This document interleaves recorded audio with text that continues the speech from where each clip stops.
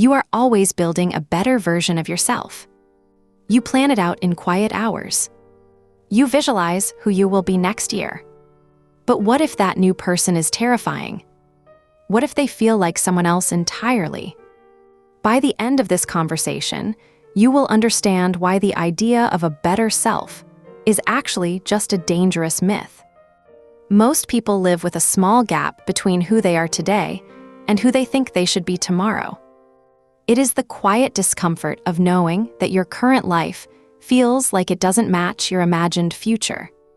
This mismatch creates a low hum of anxiety, a constant effort to be better. You feel stuck in an incomplete version of yourself. Every achievement feels temporary. Every moment feels like practice for a life that never quite arrives. What if the pressure to change is what keeps you from actually being whole? The first thing to understand about your future self is that they are not some perfected statue waiting at the finish line. They do not exist as an arrival point.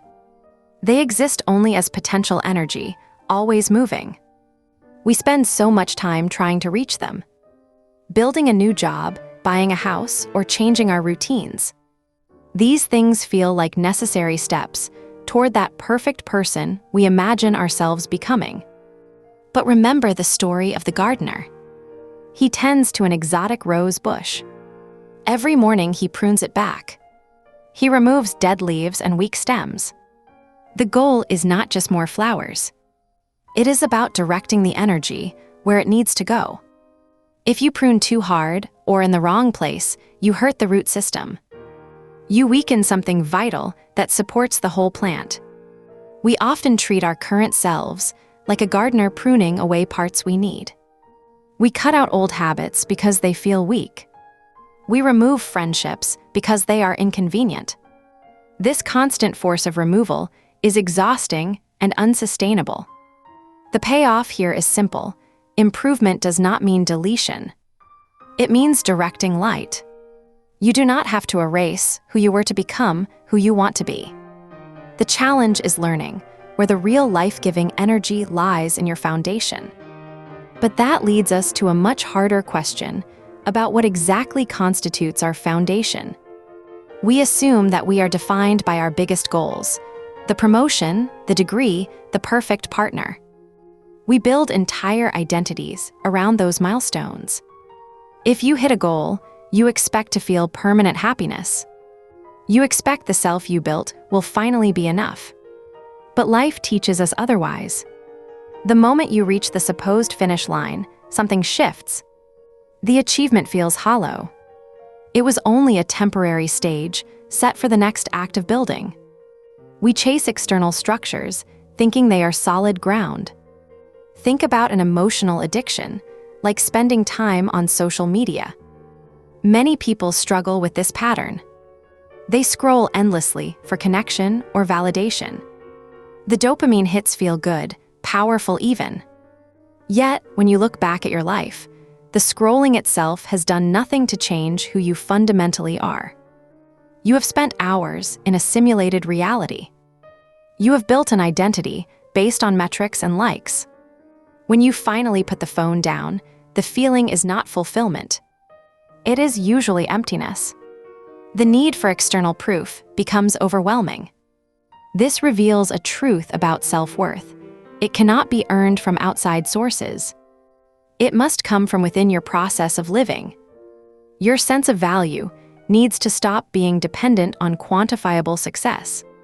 That shift from outcome to process is the most radical change you can make. But how do you build that inner worth when everything around you demands visible proof? The real trick is recognizing that the self you are trying to escape from, the one who made mistakes, who felt inadequate, that person was actually your best teacher. They were necessary for the blueprint of who you now are. You cannot simply discard those versions of yourself without losing vital parts of your wisdom. The struggle and the failures taught you resilience in a way success never could. The biggest reveal is this. The version of you that arrived when everything felt stable was always less interesting than the wild, messy version of you that faced failure. Your most valuable self is not the goal. It is the capacity to keep going. It is the imperfect, evolving effort itself. Stop trying to arrive anywhere. Start paying attention right here. This moment has all the power you need. You are already enough. Your second version isn't a destination waiting for you. It is simply the continuous act of showing up for your own life. Think about one small change you can make today that doesn't feel like an achievement, but just like care. If you understand this, that the better version of yourself isn't a polished product, but the accumulated grit of daily effort, then you stop treating self-improvement like a rescue mission.